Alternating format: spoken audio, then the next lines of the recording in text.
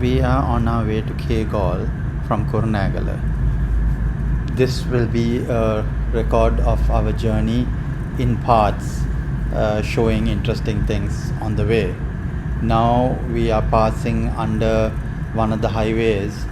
I don't know whether there is a completed one or not because we don't know which part of the highway this is. But there is a bit of the highway which connects Kurunegala to parts of the country, but that highway is not complete. So some parts are not connected by highway and some parts are. So that's how it is. This is a stretch of the road right outside of Kurunegala, so not very busy, and it's like 7 a.m. in the morning. Things are not that crowded and we are proceeding at a fairly good pace.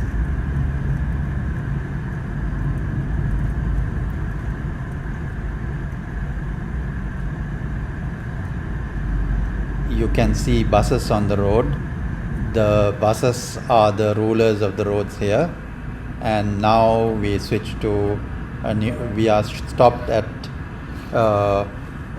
railway crossing where we are waiting for the train to pass before the vehicles can move forward. I specifically wanted to capture this bit because there's a king coconut stand further up the road that you can see now you can see the king coconut stand, and I wanted to capture that because by the side of the road, especially on this road, you will get a lot of king coconut stands or people selling corn or mangoes or bananas and all sorts of things. So we are moving fairly slowly at this point because all the vehicles have been waiting for the train to pass, and now that the train has gone, everybody is in a hurry to get going. So we still haven't even got to the railway crossing, I believe. We'll move very slowly, but we'll get there in a little bit.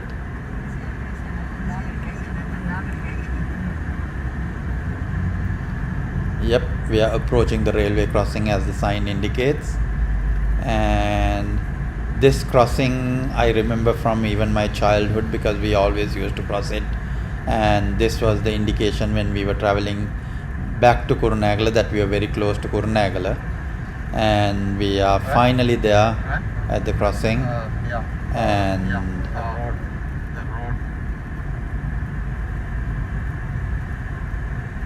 here we go over the crossing. Yes, the train does cross the highway, or the not the highway but the standard road is crossed by the train once in a while, and then everybody has to stop and wait for the train to pass before going on. And the blue buses, the big blue buses, are private buses. In Sri Lanka you have the government transport, which is red colored buses, and the other buses are all shades of the rainbow possibly, but quite a few of them are colored blue for whatever reason. So the big blue buses that you see are all private buses owned by different companies, different people. Sometimes it's a single individual who owns one bus, whereas the other bus or several other buses will be owned by somebody else. So these buses travel at huge speeds down the road, barreling down, and they'll toot their horn to give way, and if you don't, sometimes you might end up getting the side of a vehicle scraped or something. So generally people just pull over to the side, or give them room to move so that they can pass you and keep going, because they are always in a hurry to get to the next spot to pick up more passengers. And there's competition between different buses as well, where they'll all be competing for passengers, so they'll be racing along trying to get to the next stop before the bus behind them. And this is the police station. I think I forget whether it's Alavo or not, but that's another landmark I remember quite well from my childhood, because again it indicated that we were getting close to Kurunegala. And on we go down the road. Like as you notice, the signs of commercial buildings etc. have gotten less. It's more trees and bushes and shrubbery along the side of the road. But we do have some buildings as well. It used to be less built up back in the day, but now there's more buildings, and soon I guess all along the road all you'll see will be buildings. That's how it is in Kurunegala now, whereas back in the day Kurunegala town wasn't that crowded. Then these days you get these big buildings, 2-3 stories, and some buildings will be there which are like hotels and so on that we didn't used to see 5 years ago. Like I am not sure how long we've been away from Kurunegala. It probably is like 7-8 years, but the last time we were here we didn't see quite a few of these new big buildings.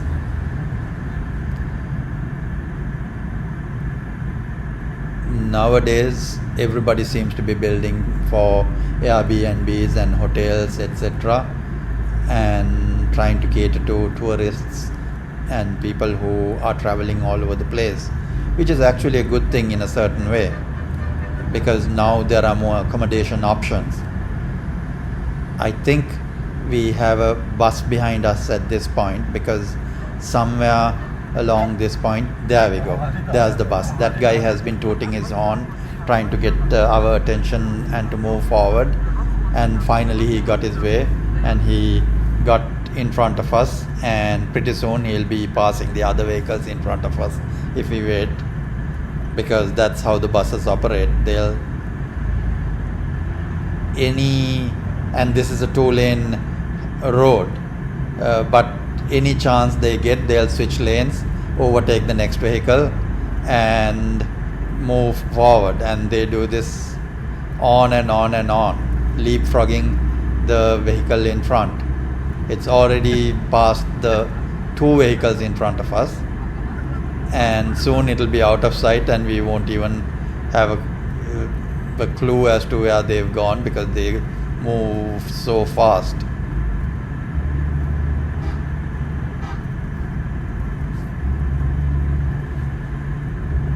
And since this is like 7:38 in the morning, it's fairly cool, and all the trees along the road also give you a little bit of shade, and it was a nice journey at this point, because everything is not hot and you aren't sweating a lot, and not a lot of people or vehicles are out on the roads. So this is a very nice time to drive.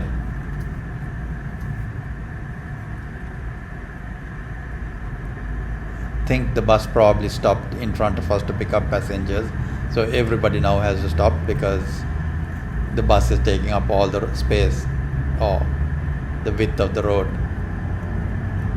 And the road widens here because they have been trying to make it at least 2 or 3 lane roads, but the road has not been widened at all spots. And we are just passing a spot where I believe there might be a highway going by at some point, because there's a bridge ahead, the one we are passing, under which you can see a lot of work being done on a wider road, which might be part of the highway project. I did not capture the view over the bridge, which I'm sorry about at this point, but that's what I saw as I looked out the window. And here we go again, just driving along.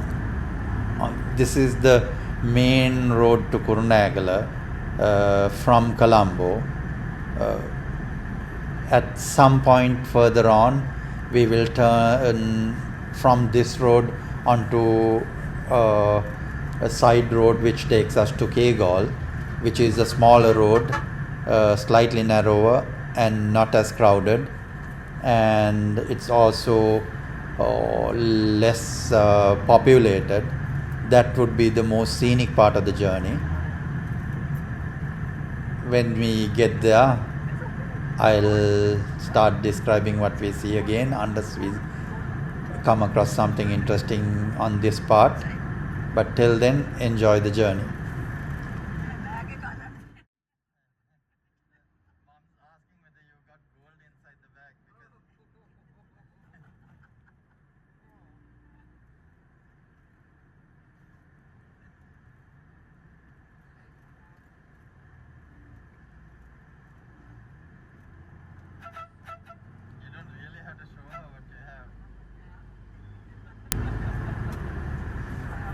These little tiny they are not really vans, they are like tiny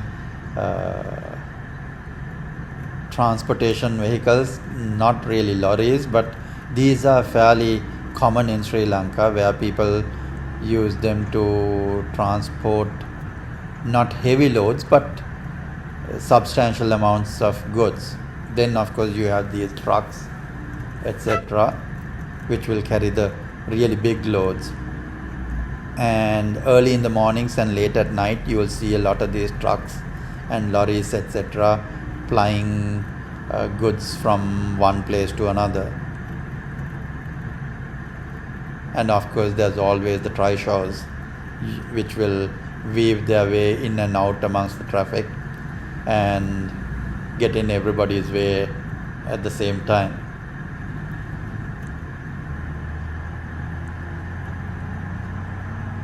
This is paddy cultivations, paddy fields on both sides, so greenery as far as the eye can see actually. And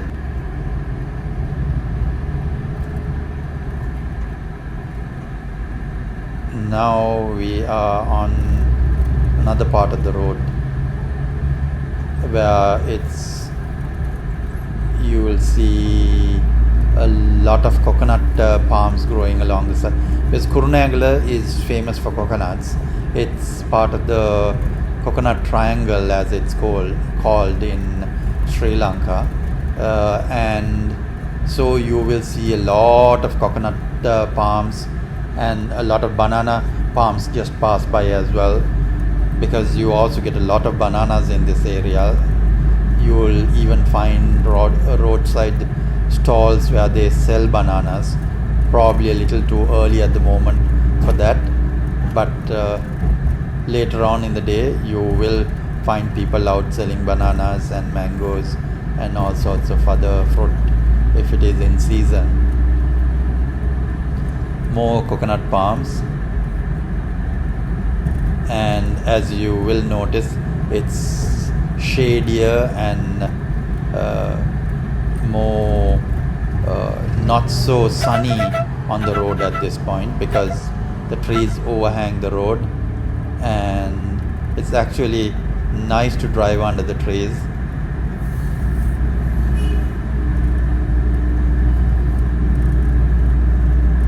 More banana palms on the right. Sorry, not banana palms, coconut palms.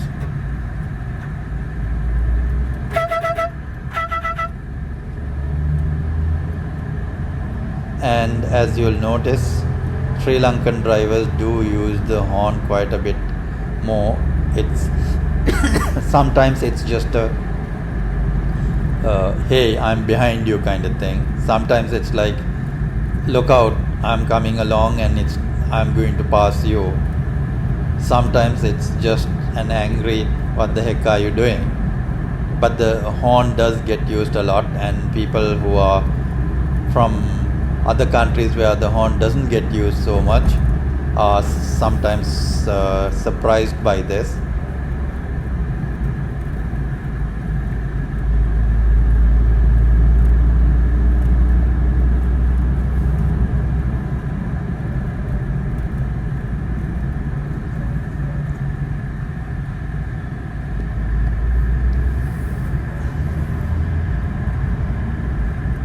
Lots of trishaws and then we are coming up on a big gas station or petrol shed as it's known here, where you can get fuel if you want it,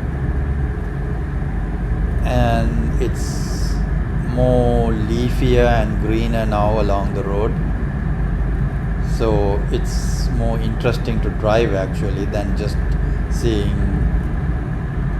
houses and shops and buildings just pass you by on both sides.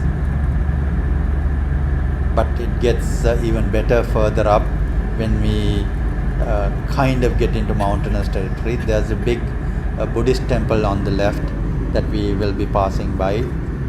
There's also, I am not sure whether this is the place, but there's also a big cemetery, but this might not be that one.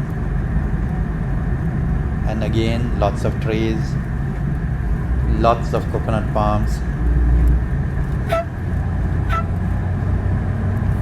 Not a lot of big shops, but little shops which sell groceries or everyday necessities to people in the area can be found along most of these roads. Most of the time there's no zoning, so you don't get commercial or residential zones, etc. It's all a mix of whatever works.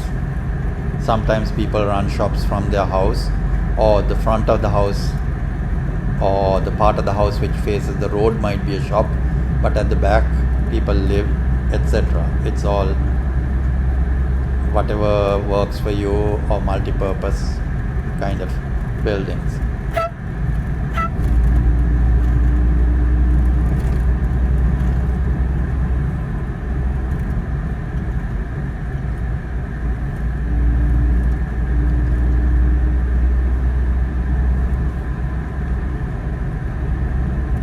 People waiting to go to work. We passed by a bus stop, which was what was back there on the left. Bus stops are not very distinctive here. Sometimes it's just a shed with a roof to shelter you from the rain or the sun. Sometimes, depending on the area and who built it, it might be a little bit more comfortable, but generally a bus stop could even be just a post or even a tree. Like sometimes there's no signage indicating it's a bus stop, but people in the area know that the bus will stop there, so that's the bus stop.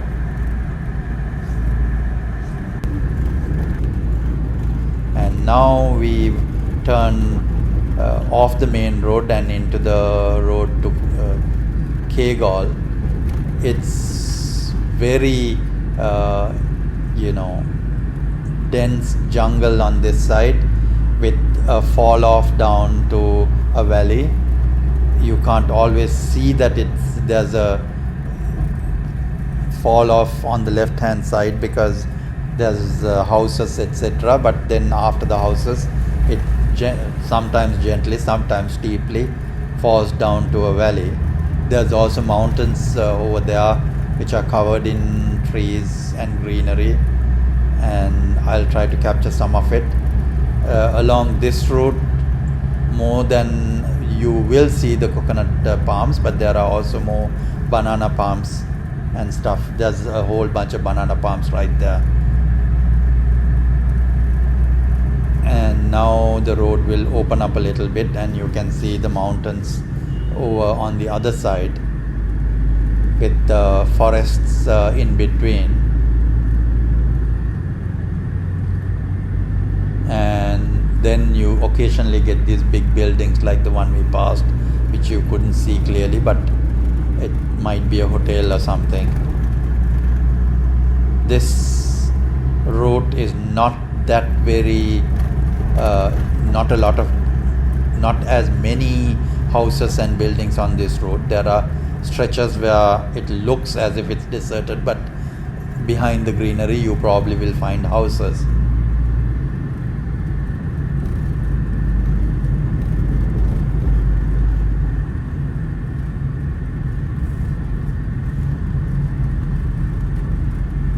There's a lot of areca nut palms. The long thin palms could be coconut, it could also be areca nut.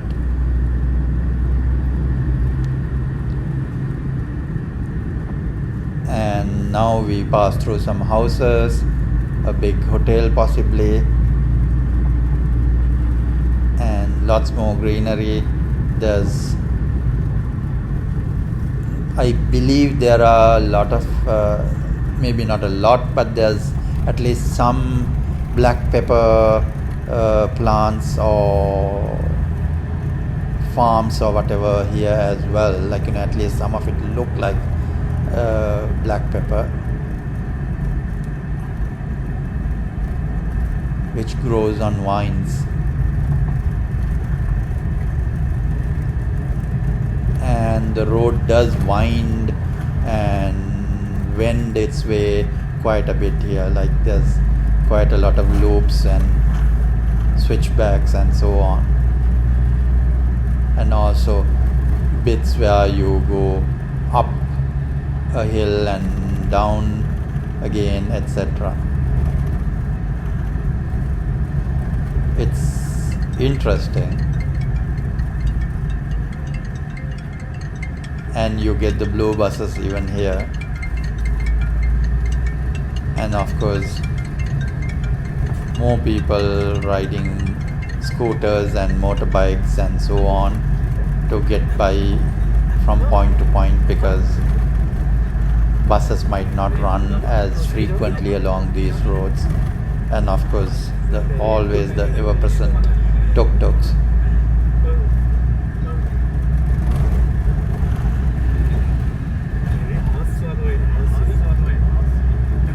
And more coconut palms.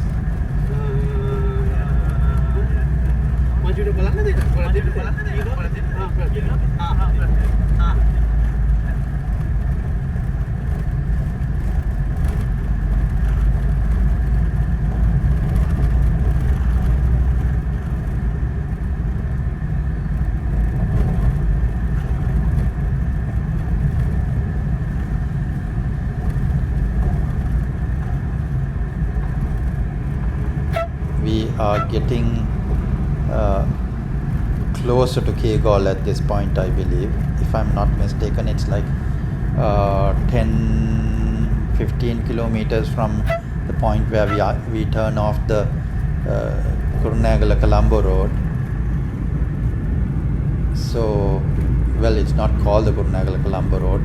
It's actually, I think, Ambepussa Kurunegala road or something. But basically, you turn off that road at To Kegalle to go to Kegalle. At least that's what we did.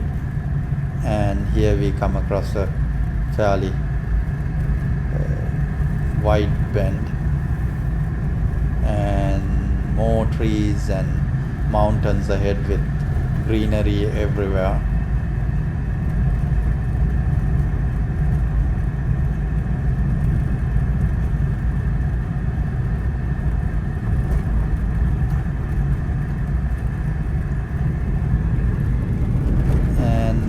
Pass a sign. I don't think we saw the sign. It says Kegalle right there.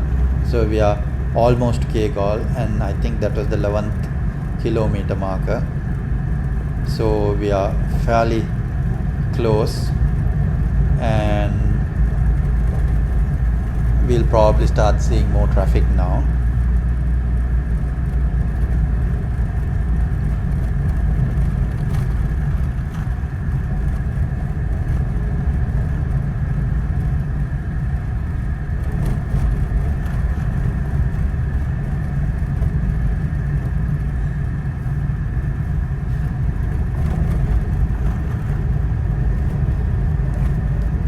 There's another sign which invites you to Kegalle or something, if I'm not mistaken, or welcomes you rather, not invites.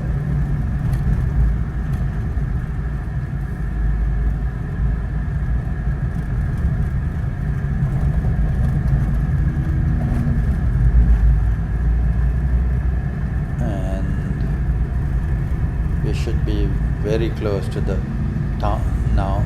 This is the Kegalle road from To Kegalle, which should merge onto the Kandy Colombo Road close to Kegalle town. So we are approaching the bridge where you cross the river onto the Kandy Colombo Road, which you see in front of you, and then we turn towards Kegalle, and there's the river. I'm not sure which river this is off the top of my head, but we drive by it, and then we are entering the town of Kegalle, where the arches are up ahead, and we have come to the end of our journey. See you later.